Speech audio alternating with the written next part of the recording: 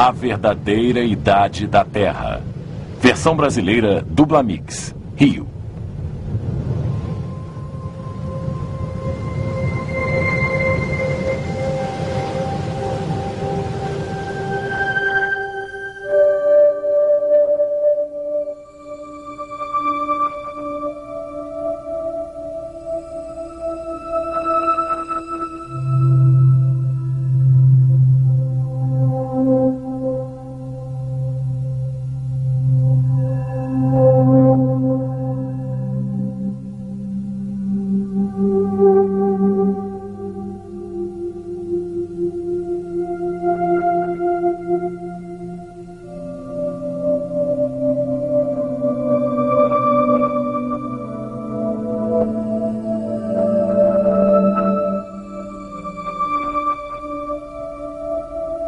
Durante décadas, os cientistas prosseguiram com a teoria evolucionista das origens. De uma Terra que havia sido formada pelo resfriamento lento de uma massa derretida há mais de 4,5 bilhões de anos para criar as rochas que são a base dos continentes, os granitos. Da vida que teve início espontaneamente em algum oceano primeiro e que se desenvolveu durante centenas de milhões de anos para chegar às muitas formas de vida que vemos na Terra hoje. Da longa formação de eras e do ressecamento desses antigos oceanos para produzir rochas sedimentares tais como as do Grand Canyon, onde o próprio desfiladeiro foi esculpido pelo Rio Colorado há milhares de anos.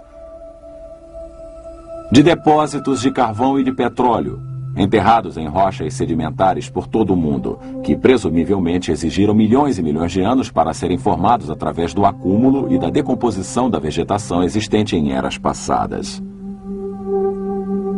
Porém, teriam os cientistas considerado todas as evidências até chegar à sua teoria de uma Terra que se desenvolve desde a antiguidade? E se houvesse evidências nos próprios cânions que demonstrassem que se formaram rapidamente ao invés de terem se formado através de um resfriamento lento? E se houvesse provas que essas formações sedimentares que compõem o Grand Canyon tivessem sido depositadas rapidamente ao invés de lentamente? E se houvesse provas de que o próprio Canyon tivesse sido esculpido durante um breve período de tempo através de processos rápidos de erosão? E se houvesse evidências revelando que o carvão e o petróleo podem ser formados rapidamente e o fizeram recentemente? E se houvesse provas que os dinossauros não tenham vivido há milhões de anos, mas há apenas alguns milhares de anos? E se descobríssemos que as leis naturais, o elemento que une a moldura da teoria evolucionária, não podem explicar tudo sobre a história da Terra? Seríamos então forçados a pensar num outro modelo para a história da Terra. Modelo este que reconheceria a possibilidade de que os indícios de mudanças geológicas no passado tenham sido bem maiores do que os observados hoje. Em tal cenário, seria necessário muito menos tempo para que vários fenômenos geológicos ocorressem. Teríamos então todos os ingredientes para concluir que a Terra, na verdade, é bastante jovem. Há, porém, alguma evidência científica publicada que desafia a visão evolucionista de uma Terra antiga e apoia a visão de uma Terra jovem? O cientista Dr. Robert Gentry, enquanto trabalhava no Laboratório Nacional de Oak Ridge, no Tennessee, descobriu isso. Evidências publicadas que põem em dúvida o longo período de existência da Terra. Em 1977, a Rede de Comunicações de Pesquisas publicou um relatório especial de descobertas sobre os resultados das publicações científicas do Dr. Robert Gentry, caracterizando suas implicações conforme segue. Leis físicas atuais podem não ter governado o passado. As rochas da crosta primordial da Terra, ao invés de um resfriamento e solidificação ao longo de milhões de anos, se cristalizaram quase que instantaneamente. Algumas formações geológicas consideradas como possuindo 100 milhões de anos, na realidade, possuem apenas alguns milhares de anos de idade. Admitam tais proposições e qualquer pesquisador irá lhes dizer que toda a estrutura da história das ciências naturais se dissolveria inteiramente. Poucas certezas iriam permanecer. Porém, tais possibilidades e outras igualmente desafiadoras foram sugeridas numa série surpreendente de trabalhos publicados ao longo dos últimos anos em jornais científicos renomados, no Nature, Science e no Anual de Ciência Nuclear, dentre outros. Da Rede de Comunicações de Pesquisas, Relatório de Descobertas 1977. Parte do trabalho referido pelo Dr. Robert Gentry nessa citação foi feito com madeira carbonizada de um local conhecido como o Platô do Colorado. Uma ampla região geográfica que abrange partes do Colorado, do Utah, do Arizona e do Novo México. Utilizando o microscópio e equipamentos de laboratório mais avançados, ele analisou os espécimes de madeira carbonizada relativamente a vários tipos de radioatividade. Seus resultados nos ajudam a entender quanto tempo o carvão leva para se formar, a idade do carvão e a idade da própria Terra.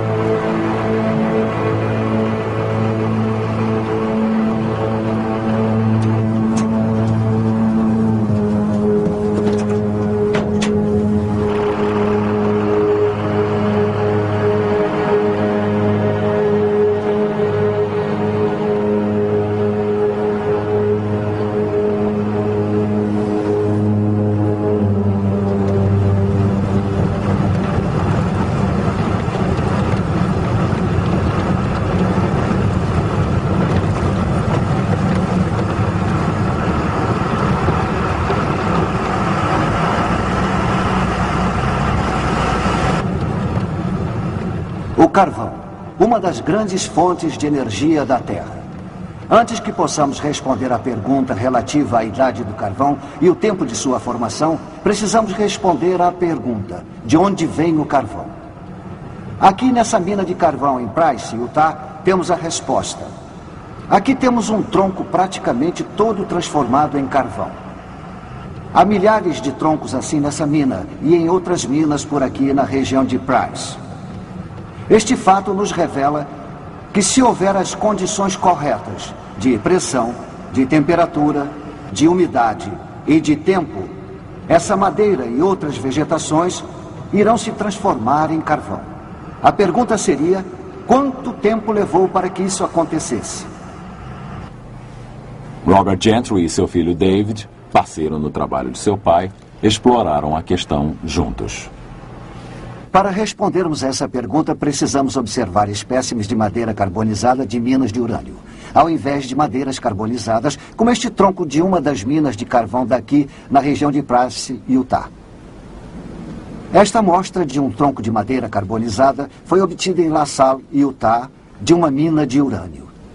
Sua idade geológica presumível estaria em torno de 140 milhões de anos. Esta amostra de madeira carbonizada vem de uma mina de urânio numa região da montanha Temple, aqui em Utah. Sua idade presumível também é 140 milhões de anos. Porém, olhem como esta amostra se parece com esta outra de madeira. São praticamente idênticas. É interessante notar que esta outra amostra de madeira é derivada de uma madeira nova como esta, de algumas semanas atrás. Esta semelhança suscita uma importante questão. Seria realmente verdade que este pedaço de madeira carbonizada de La Salle, Utah, e essa madeira da montanha Temple, em Utah, tenham realmente 140 milhões de anos a mais do que esta amostra de madeira que David e eu recentemente obtivemos em uma de nossas experiências? Na verdade, não. Nestas e em outras amostras de madeira carbonizada de minas de urânio, há evidências surpreendentes que nos contam uma história um pouco diferente. Para observar tal evidência, é necessário que a amostra de madeira carbonizada seja montada em epóxi e então cortada e colocada em slides de vidro para observação no microscópio. No microscópio, podemos observar que essa coloração é produzida por partículas radioativas ejetadas de pequenos centros. Alguns são circulares e outros são elípticos, como podemos ver nessas fotografias. Estes halos circulares e elípticos necessitam uma sequência especial de eventos para serem formados. Na verdade, tão especial que eles destroem completamente a ideia sobre a idade antiga do carvão, e ao invés disso apontam para a formação recente do carvão em termos geológicos. Para explicar os halos, é necessário que, numa determinada era, troncos saturados de água tenham sido enterrados no que atualmente são consideradas várias formações geológicas diferentes: o período Eoceno, Jurássico e Triássico. Mais tarde, soluções de urânio infiltraram os troncos saturados de água, e produtos decompostos do urânio, radioatividade, foram se alojar em pequenos locais em cada um desses troncos.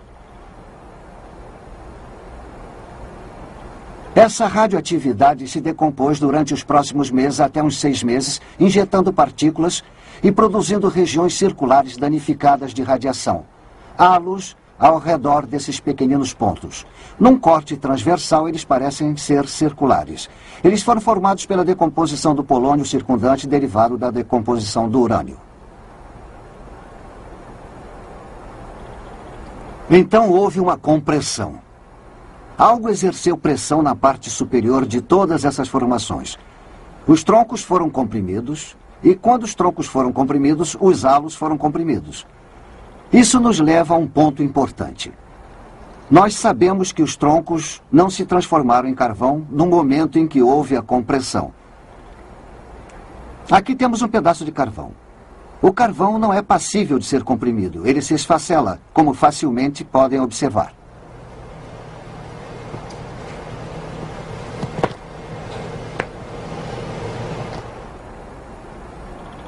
Toda a informação que vimos até agora indicaria que tais eventos foram simultâneos em todas essas formações geológicas. Mas existe ainda mais evidência disso. Quando o urânio penetrou a madeira, ele deixou alguns de seus produtos decompostos a partir do momento em que penetrou na madeira. Eu medi tanto a quantidade de urânio nesses troncos carbonizados e também a quantidade de chumbo, o produto decomposto. Assumindo que a decomposição de urânio para o chumbo tenha sido uniforme, uma suposição que iremos discutir mais tarde, chegamos à conclusão de que todos os troncos foram enterrados juntos recentemente. Mas quão recentemente?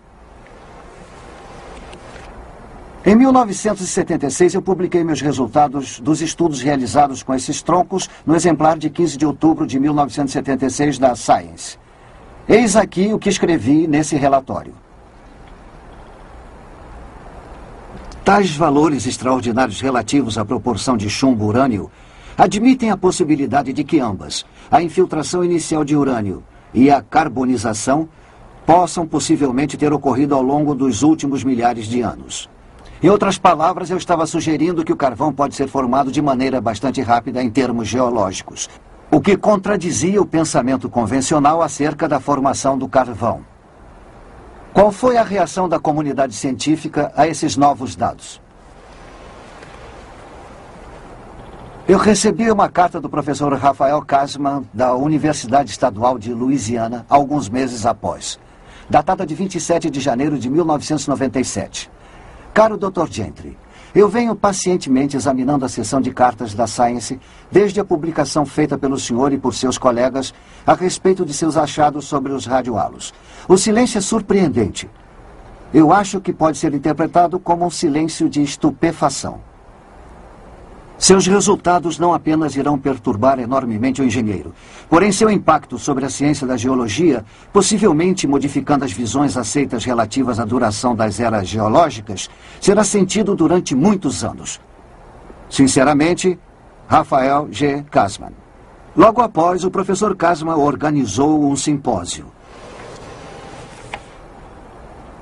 Ele se intitulava Já Era Tempo, 4 bilhões e meio de anos? Teria a Terra mesmo 4 bilhões e meio de anos? Quando os resultados do simpósio foram relatados e publicados no exemplar de setembro de 1978 do GeoTimes, eis aqui o que ele dizia. Apesar dos depósitos de onde a madeira carbonizada tenha sido obtida sejam considerados como sendo pelo menos da era Cretácea e possivelmente das eras Jurássicas e Triássicas, a proporção entre o urânio 238 e o chumbo 206 deveriam ser baixas. Ao invés disso, foram encontrados halos com proporções de urânio-chumbo que variavam desde cerca de 2.200 até acima de 64.000. Se as proporções de isótopos forem usadas como base para o estabelecimento da idade geológica, então as idades atualmente aceitas podem estar elevadas a um fator de 10.000, admitindo a possibilidade de que as idades da formação devam ser medidas em milênios. Traduzindo, isso significa vários milhares de anos para a formação do carvão e todas as formações geológicas. Tal afirmação permaneceu intacta e não foi refutada pela literatura científica desde sua publicação em 1976. E podemos, portanto, tirar mais conclusões a respeito dos dados.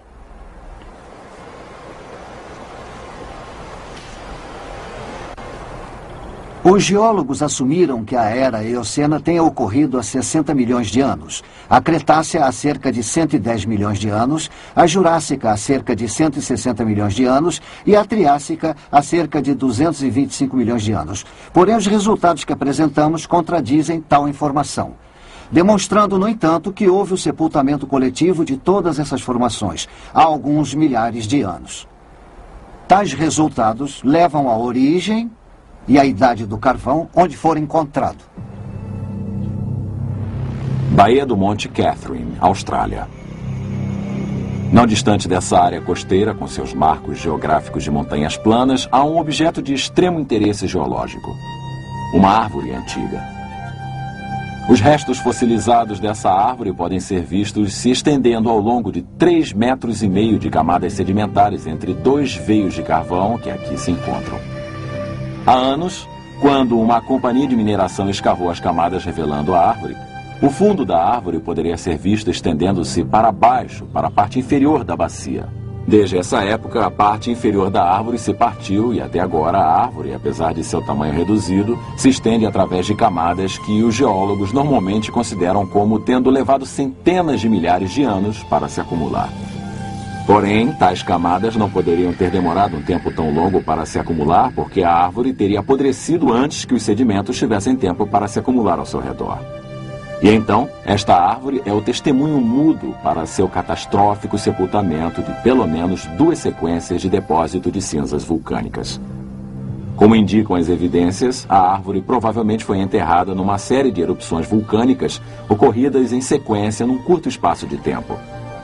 Talvez similar ao sepultamento catastrófico de milhares de árvores no Monte Santa Helena, no estado de Washington. Porém, se o carvão se formou rapidamente, esperamos encontrar locais onde os geólogos encontraram grandes dificuldades para explicar sua origem através do lento acúmulo da vegetação. Então vamos observar de perto as evidências para a formação do carvão, conforme ocorre nessa espetacular bacia hidrográfica do rio Powder, em Wyoming e Montana. A mina aberta de carvão Amax Eagle Beauty, perto de Gillett, Wyoming, expõe as vastas reservas de carvão que se tornam visíveis através do método de minas com faixas abertas utilizado aqui. A mina Eagle Beauty se compõe de camadas de carvão ou veios com espessuras que atingem 40 metros.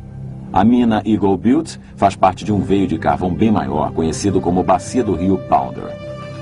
Essa reserva gigantesca de 16 mil quilômetros quadrados, situada entre as montanhas Black, a leste de South Dakota, e as montanhas Bighorn, a oeste, se estendem ao norte para o rio Yellowstone, em Montana, e ao sul para Casper, Wyoming. A imensidão dos depósitos de carvão da bacia do rio Powder atraiu a atenção dos geólogos durante décadas. Tal interesse foi documentado no principal exemplar da revista Earth, em maio de 1993. O artigo Carvão do Rio Powder, Enigma Geológico, Dilema Ambiental, que incluía as seguintes afirmações. Os veios de carvão do Rio Powder são extremamente espessos e não toldados por outros materiais. Geralmente, sedimentos não desejados, tais como barro, são despejados nos depósitos antes que os veios de carvão se tornem espessos. Porém, o carvão do Rio Powder se acumula em imensas faixas, algumas com mais de 65 metros de espessura. Esses veios se estendem por enormes distâncias, seguindo bacia acima e abaixo. Tem centenas de quilômetros de comprimento. Tem 80 quilômetros de largura, diz James McClurg, um geólogo da Universidade de Wyoming. Não são pequenos depósitos de 1 ou 2 acres, são coisas imensas. McClurg, que estudou a bacia por mais de uma década, diz que não há outro lugar no mundo que tenha tantos veios com 15 ou mais metros de espessura. Porém, a bacia do rio Pounder não é apenas uma fonte de recursos econômicos. Para os geólogos, ela é também um intrigante enigma científico. Os geólogos vêm estudando a bacia há mais de um século, essencialmente para responder a uma pergunta frustrante: como os veios se tornaram tão maciços? Ou mais precisamente, por que os veios não diluíram pelo influxo de barro e de outras impurezas antes de se tornarem espessos? Conforme diz McClurg, como é que as coisas permaneceram constantes para que se tenha 65 metros de carvão? A gênese de qualquer tipo de carvão requer uma sequência precisa de eventos, no entanto. Se não houver todos eles, não se obtém o carvão, explica McClurg. E para obtermos veios com mais de 65 metros de espessura, com baixa impureza e com pouco enxofre, é um feito surpreendente.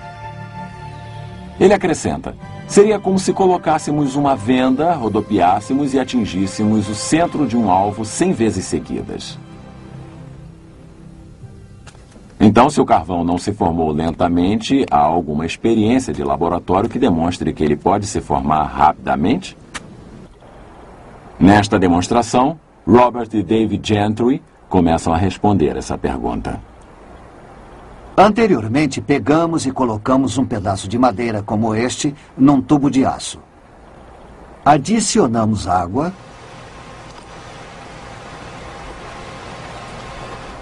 Então lacramos. O próximo passo é colocá-lo no forno a uma temperatura de 165 graus centígrados por 2 semanas. E agora estamos prontos para examinar os resultados dessa experiência.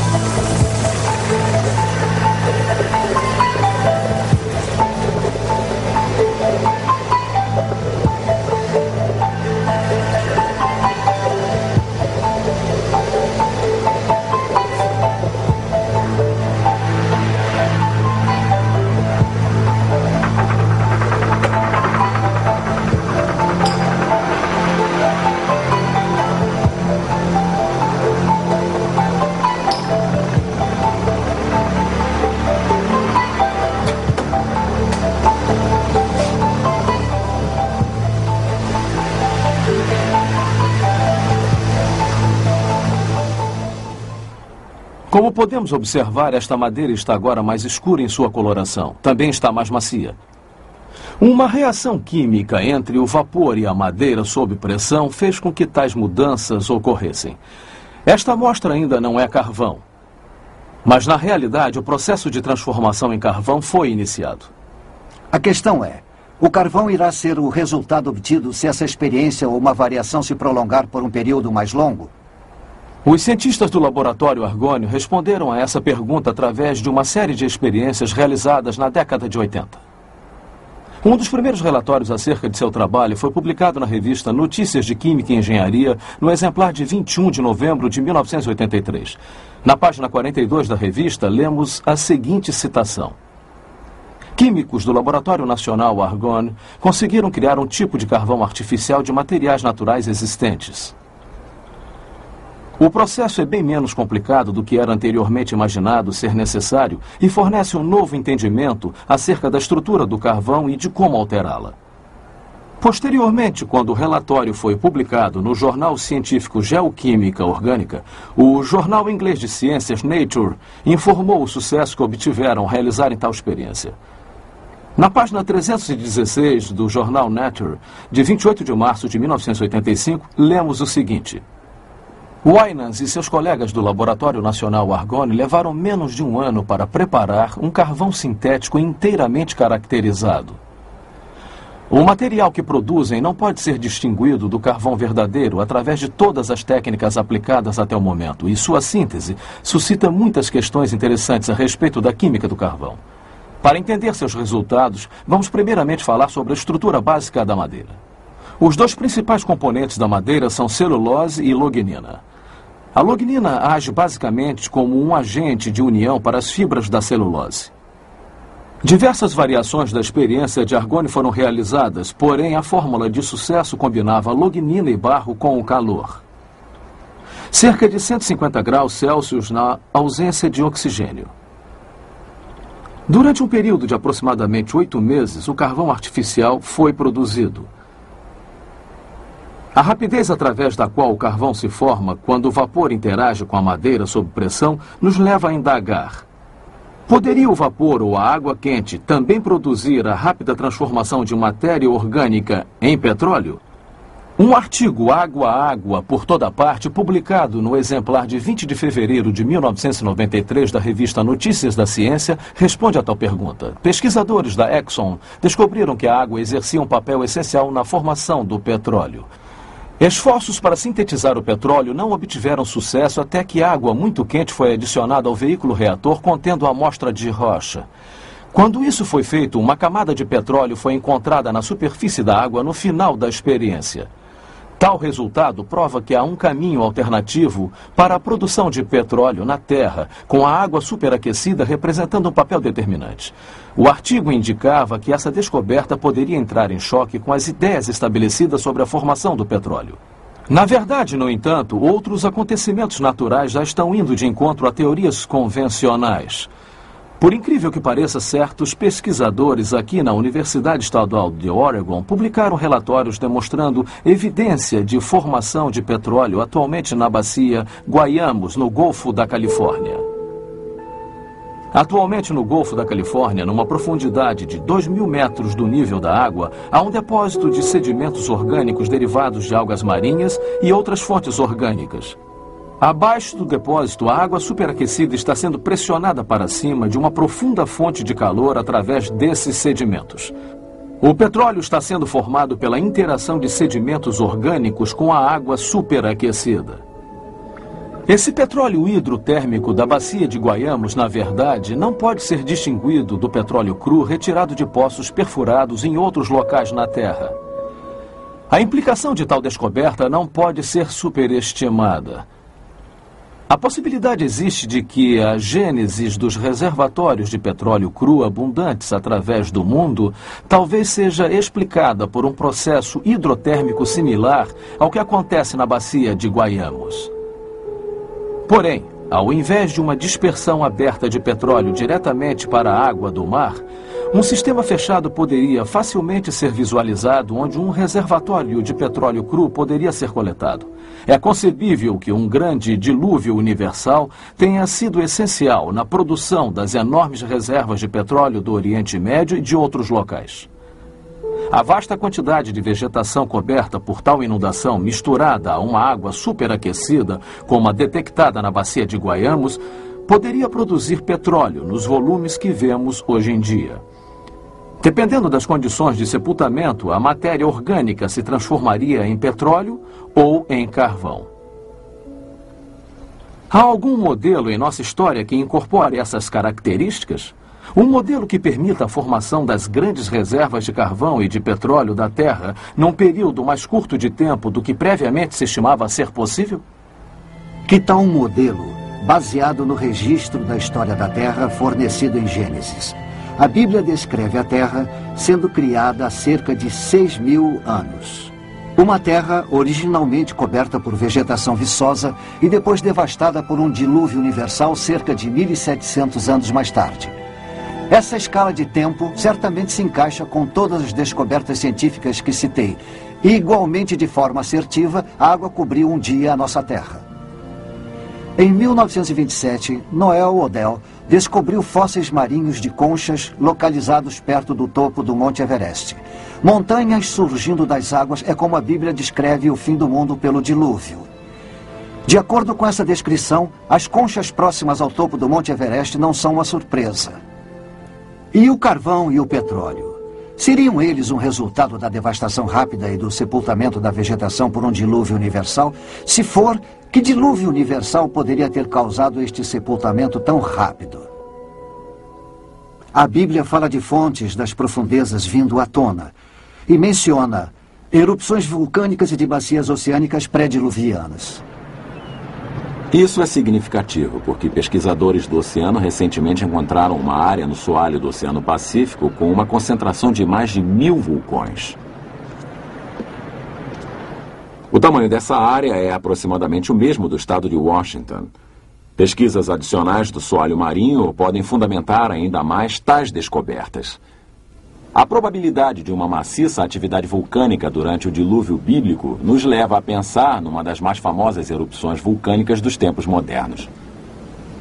No dia 18 de maio de 1980, um gigantesco desabamento de terra na face norte do Monte Santa Helena, no estado de Washington, foi acompanhado de uma explosão equivalente a 20 milhões de toneladas de TNT.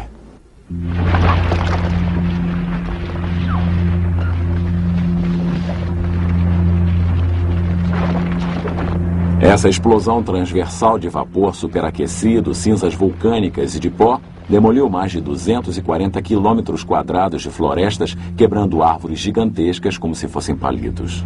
Os escombros do deslizamento de terra mergulharam no Lago Spirit, criando um colossal canal que cobriu a parte lateral da montanha a mais de 270 metros acima de seu nível antes da erupção. Uma espessura de 100 metros de novos sedimentos foram jogados no lago, fazendo com que seu nível de superfície ficasse 80 metros mais alto do que antes da erupção. Um número maciço de árvores arrancadas pela explosão foram levadas para o Lago Spirit através do gigantesco canal. A força catastrófica da água acumulando-se e levando consigo enormes quantidades de vegetação pode ser vista aqui. Os troncos que flutuam no Lago Spirit representam apenas a metade de seu volume original, porque a outra metade submergiu para o fundo. Se o Monte Santa Helena tivesse entrado em erupção debaixo d'água, enormes ondas, centenas de vezes maiores do que o canal do Lago Spirit, teriam feito com que o material da erupção fosse levado por grande parte da Terra antes de se acomodar.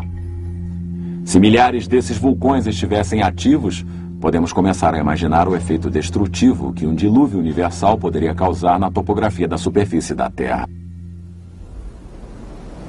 Isso nos leva a perguntar: poderia um dilúvio universal, conforme o descrito na Bíblia, ser capaz de explicar outros fenômenos geológicos, tais como o Grand Canyon? Alguns geólogos de bom grado acreditariam que os depósitos sedimentares foram assentados há milhões de anos. Mas o que querem que acreditemos não é absolutamente verdade. Acontece que a geologia do Grand Canyon se adapta a um modelo baseado na ocorrência de um grande dilúvio universal. Numa tentativa de se saber de onde vieram as águas do dilúvio, para onde foram depois do dilúvio e que acontecimentos geológicos ocorreram durante o dilúvio, procuramos Dr. Walter Brown, ex-chefe de estudos científicos e tecnológicos na Universidade de Guerra Aérea e um professor assistente da Academia da Força Aérea dos Estados Unidos. Seu desenvolvimento da teoria da hidroplaca fornece ao subsídio que desvenda muitos mistérios acerca do dilúvio e seus efeitos. Podemos ver em nosso planeta 17 características estranhas que agora podem ser sistematicamente explicadas com o resultado de uma inundação global cataclísmica, cujas águas surgiram de câmaras subterrâneas com uma liberação de energia que excederia a explosão de 10 bilhões de bombas de hidrogênio. Essa explicação nos demonstra com que velocidade as grandes montanhas são formadas. Ela explica os depósitos de carvão e de petróleo, o rápido afastamento continental, porque os soalhos marinhos possuem valas e centenas de desfiladeiros de vulcões. Ela explica a formação da camada estratificada e os registros de fósseis, as chamadas eras glaciais e os principais desfiladeiros em terra, principalmente o Grand Canyon. A era pré-diluviana provavelmente era constituída de um enorme supercontinente contendo uma vegetação viçosa, mares, rios e pequenas montanhas. De acordo com a teoria da hidroplaca, a era pré-diluviana possuía uma grande quantidade de água subterrânea, mais ou menos a metade da que hoje em dia temos em nossos oceanos. Esta água ficava em câmaras interligadas, formando uma fina casca respiradora, mais ou menos uns 800 metros de largura, talvez uns 16 quilômetros abaixo da superfície da Terra. O aumento da pressão na câmara de água subterrânea expandiu a crosta acima. É uma pressão exuberante, que é quando a pressão interna aumenta. A falha na crosta começou com uma rachadura microscópica que cresceu em ambas as direções, quase a 5 quilômetros por segundo. A rachadura, seguindo o caminho da menor resistência, circulou o globo em mais ou menos 2 horas. Enquanto a rachadura corria pelo globo, a crosta acima se abriu com um rasgão num tecido extremamente esticado. A água subterrânea sofria uma enorme pressão por causa do peso de 16 quilômetros de rochas pressionando sobre ela. Então a água explodiu violentamente para fora da ruptura. Os cálculos demonstram que, ao longo dessa rachadura que circundava o globo, fontes de água saíam em jatos supersônicos a mais de 30 quilômetros para a atmosfera.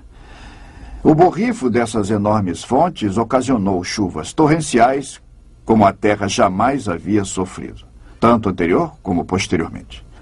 A Bíblia afirma que todas as fontes das grandes profundezas surgiram num só dia. E ela descreve tais acontecimentos há cerca de 4.500 anos atrás. O que agora podemos reunir cientificamente numa ordem de causa e efeito com a teoria da hidroplaca. As fontes das profundezas e a expansão do vapor produziram ventos violentos. Parte da água saindo em jatos acima da gélida estratosfera congelou, e cristais de gelo causaram enormes tempestades de neve, enterrando, sufocando e instantaneamente congelando vários animais. As fontes de alta pressão causaram erosão na rocha em ambos os lados da fenda, e até mesmo através dos conteúdos lamacentos de muitos mares no período pré-diluviano, enormes volumes de sedimentos se espalharam através dessa água lamacenta por toda a Terra. Os sedimentos foram ficando retidos, enterrando plantas e animais, formando os registros de fósseis. A vegetação levada pela inundação seguiu para regiões onde se acumulou e se decompôs em carvão e em petróleo através de processos que podemos repetir hoje em laboratório. Experiências demonstram que, à medida que a erosão alargava a fenda, sua largura se tornou tão grande que as rochas, pressionadas embaixo da câmara subterrânea, se ergueram, dando origem à cordilheira oceânica que se estende ao longo da Terra como a costura de uma bola de beisebol. As placas continentais, as hidroplacas, ainda com água lubrificante abaixo delas, escorregaram para baixo, afastando-se da cordilheira atlântica que surgia. Depois que as maciças placas continentais lentamente desaceleradas atingiam velocidade de cerca de 60 km por hora. Chegaram até locais de resistência, se comprimiram e se enrugaram, e se tornaram mais espessas e se curvaram. As partes das hidroplacas que se curvaram para cima formaram montes, as que se curvaram para baixo formaram valas oceânicas. E é por isso que essas características são geralmente paralelas às cordilheiras oceânicas de onde deslizaram. As hidroplacas, ao deslizarem, afastando-se das cordilheiras oceânicas, abriram profundas bacias oceânicas, para onde as águas inundadas se represaram. Toda a bacia continental reteve naturalmente a água, formando vários lagos. Cada lago, formado por chuvas ou por águas drenadas de elevações maiores, derramou sobre sua margem na parte mais baixa de sua margem, ocasionando a erosão de um pequeno entalhe na margem, permitindo que mais água fluísse pelo entalhe com maior rapidez, fazendo os depósitos sedimentares ficarem mais profundos. Esse processo acelerou e fez com que toda a água do lago fosse jogada num deslizamento muito profundo, formando um desfiladeiro. O maior deles foi o Grand Canyon. A nordeste do Grand Canyon havia um enorme lago que eu identifiquei pelo nome de Grand Lake. Seu despejo liberou mais água do que todos os 5 grandes lagos reunidos. O Grand Lake derramou sobre a sua margem causando erosão em sua represa, 30 quilômetros a sul de Page, Arizona, catastroficamente formando o Grand Canyon num período de poucas semanas.